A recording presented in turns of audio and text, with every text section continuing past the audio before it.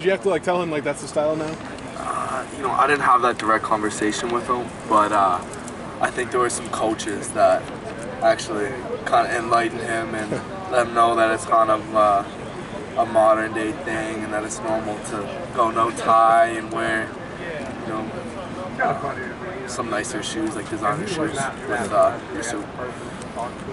So I guess, what was maybe your first reaction when he approached you and Sydney? It was like, you got this idea to take both of you. First time we think Twins have ever done this at Media Days.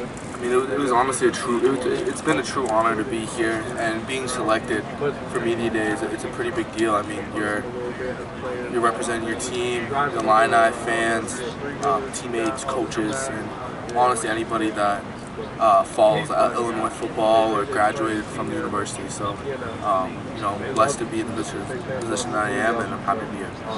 So, I mean, it kind of made, not a big deal about the Twins thing, but you and Sydney are your own individual people. When did you start maybe, did you always do a lot of things together, or have you always kind of been? Yeah, honestly, from a young age, we've always had similar interests, and that's just carried on into how old are we? We're 22 today, so it's been something we've kind of had our whole life. So what do you you have mannerisms that are the same, or anything that, obviously y'all both play football, right. Both at Illinois, but. Yeah, I guess some mannerisms, maybe some shoulder shrug, or when we hear something we don't like, we might have some of the same mannerisms. I could not reenact them; they kind of just happen when I hear it. But we definitely in the same music, stuff like that. What's the trend? No, you're good. Go ahead. What's the transition been like from a Tony Peterson offense to a Barry Lunny offense? What are some things that you've seen firsthand change? I think the main thing you guys probably noticed was the tempo and the speed of the offense, and Barry Lunny brings a different vibe to our building. He's full of energy, and his speed and tempo is honestly what you're going to see the big difference in. What does he kind of talk about with the run game? Do you expect to get as many carries or as big as? Well, we're going to be more balanced. We're going to get the ball to the perimeter. We're going to get the ball in our playmakers' hands, like Isaiah and Casey, and that's what I'm looking forward to most. We're going to be more balanced, and honestly, it's going to take a little bit of a lift off the run game, but also open up the run game more when people can't just load the box on us. Okay, so you were in the portal before the portal was cool. Yeah. Right? Yeah. Take us back to that, and what was it like, getting the opportunity to jump to the Big Ten? Well, back then, there was so much uncertainty when it came to the portal, and you know what? I think going in back then was almost like a leap of faith, and just hoping that I was going to end up in a place that was going to work out for me, and it's been nothing but a blessing.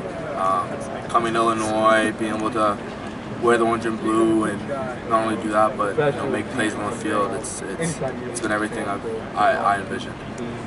Talk about the running back room. What do you expect from that group this year? And we're coming to attack. We're not preparing to defend. We've guys with some experience, like Josh, came off a good rookie campaign, and I know he's looking to build on that. And then we have some new additions with Aiden Lowry and Jordan Anderson, and you can't forget about Reggie Love or Chase Hayden. Those guys bring a different dynamic to the room, and it's going to be fun competing with those guys this year and seeing how everything turns out.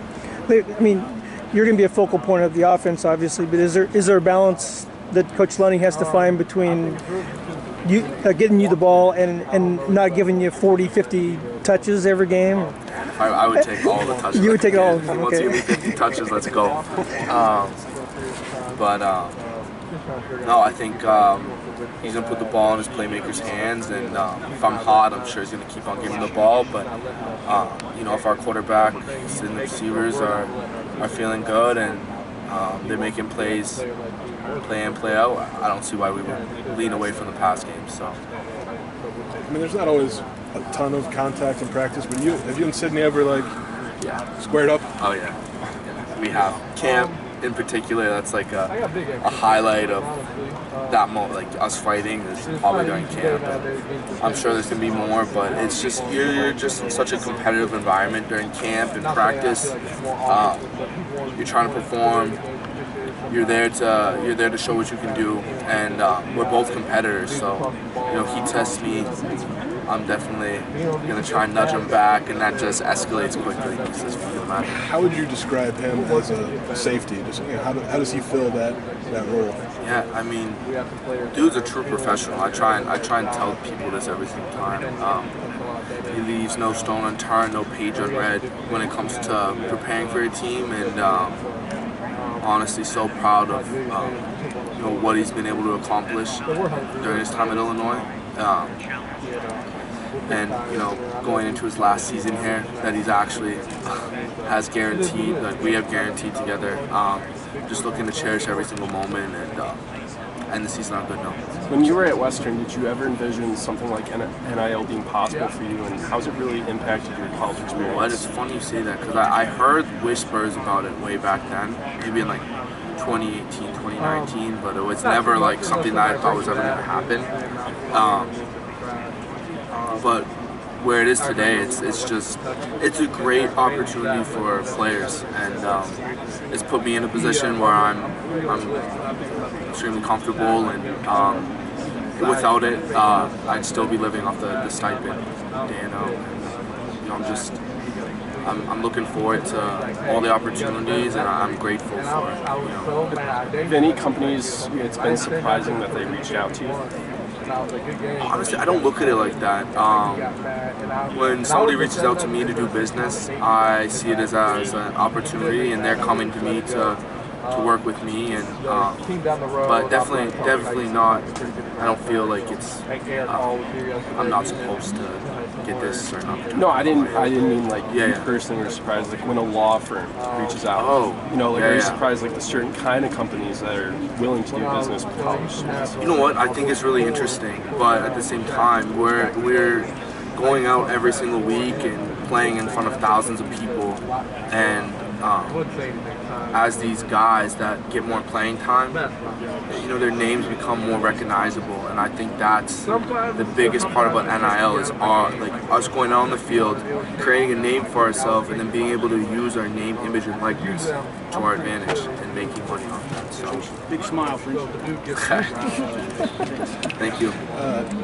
Chase, can't talk about being competitive with Sydney, but has he ever got you in like a live game situation of practice? Or? Yeah. Any memories of that? There's this one time where coach specifically said, hey, don't hit low, don't tackle low. And Sydney Brown comes flying, we run a little counter scheme. I read the block off the edge, and I just see him coming flying down like a missile, hits me low, so it's interesting. Interesting decision on his part. Coach Bielema talked about Isaiah spoke in front of the team about Juneteenth and everything, and I just thought that was powerful. What did you think of that, and just him doing that? Did he find a voice there? Or? Oh, of course, and the way that Isaiah has developed as a leader, especially over the past 4 months, it's honestly been really cool to see, because you can see as guys transition out, those leadership roles need to be taken over, and he's taken full charge on that. And when he came back from that Juneteenth kind of seminar where he did some history and learned all about it, I thought it was really cool, just the way that he came in and said he didn't know what to expect, but when he came back from that event, he's like, okay, I'm going out there, and it's not just random people that are there, it's all Americans, it's guys that's named, their names are pretty recognizable, and he just said that, learning about your history, your culture, that's cool, people need to recognize that, and the way that he was able to highlight that throughout his speech and just talk with the team, he really captured our attention. There's kind of a